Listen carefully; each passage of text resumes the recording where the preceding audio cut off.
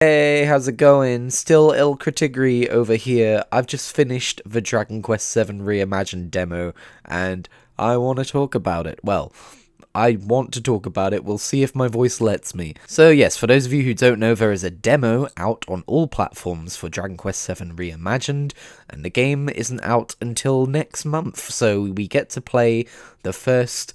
I've got 3.5 hours logged.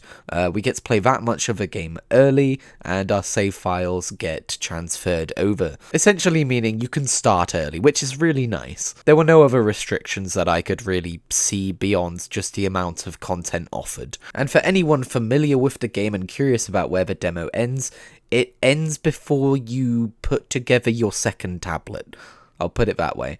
It ends after fully exploring and completing the first island and the repercussions of that. Now, I'm someone who's familiar with the 3DS version and picked it up for the first time a few years ago, so this is all still pretty fresh in my mind. And I was very, very excited when I saw Reimagined existed.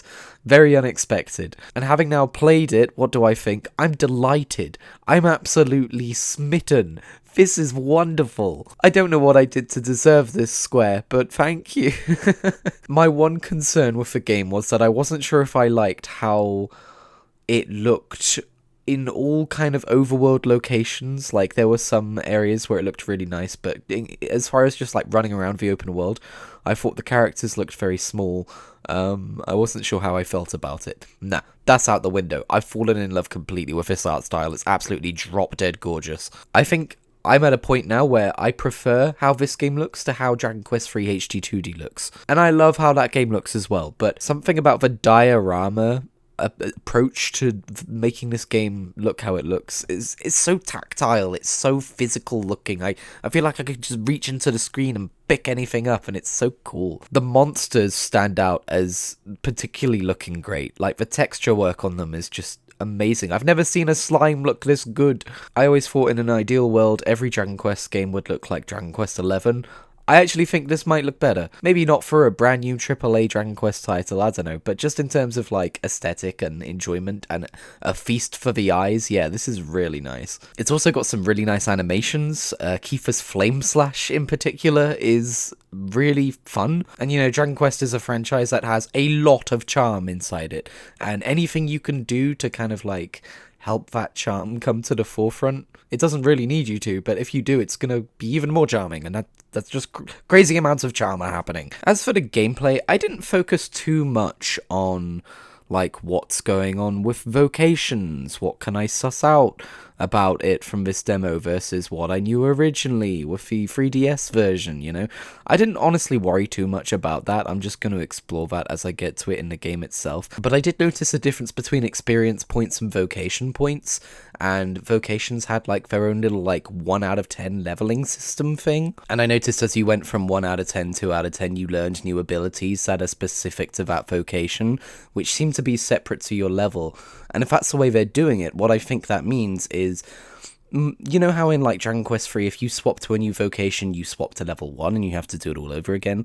I think in this one, your character level is going to be your attributes and your stats and everything, but you can swap to a new vocation, and I don't know if that's going to affect your stats in any way at all, but it might just be like, now you're leveling that vocation and you're getting that vocation spells as you level the vocation level up.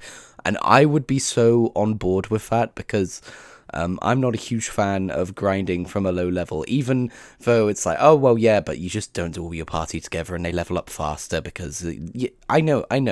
It's still messy. I think I would prefer it if it was more simplified like this. This sounds good if this is the way this works.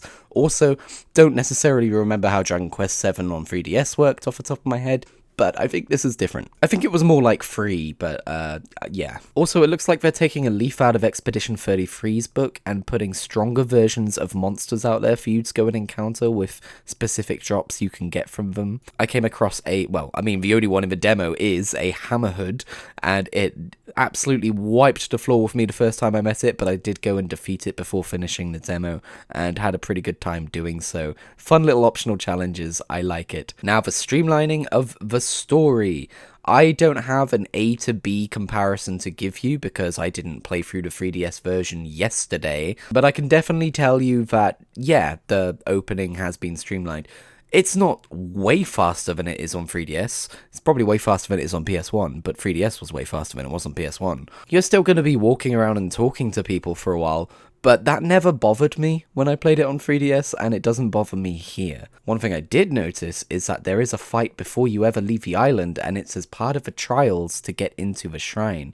To get into the shrine, you need to collect tablet fragments, which I think works pretty well because that ties into what you're going to be doing through the rest of the game anyway. I'm pretty sure that wasn't a thing originally. So that kind of streamlines the narrative a little bit more there because you're gaining the tablets as you're entering the shrine instead of...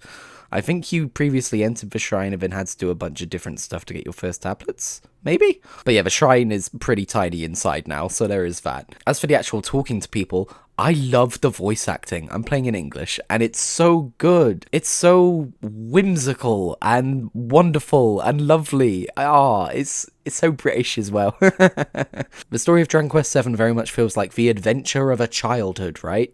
And I feel like the game's story really does... or this game's version of it, and the voice acting really does lean into that a bit. Although, apparently the hero of this game is 16 years old. I always saw him as like a 12-year-old. That kind of shook me. But yeah, there's just something about this game which is very kind of like Lion, the Witch, and the Wardrobe. Oh, and speaking of wardrobes, one tiny little thing which I really appreciate in this game. Ransacking places is really fast now.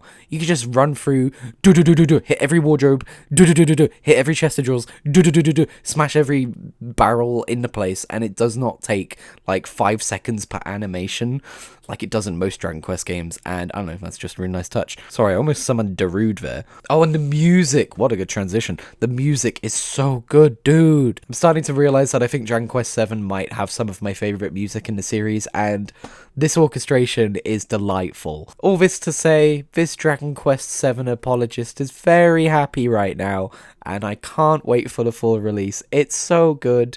It's my most anticipated game of the year, and this demo has only heightened that. So thank you for tuning in and putting up with my grungly voice. I'm gonna go rest it now.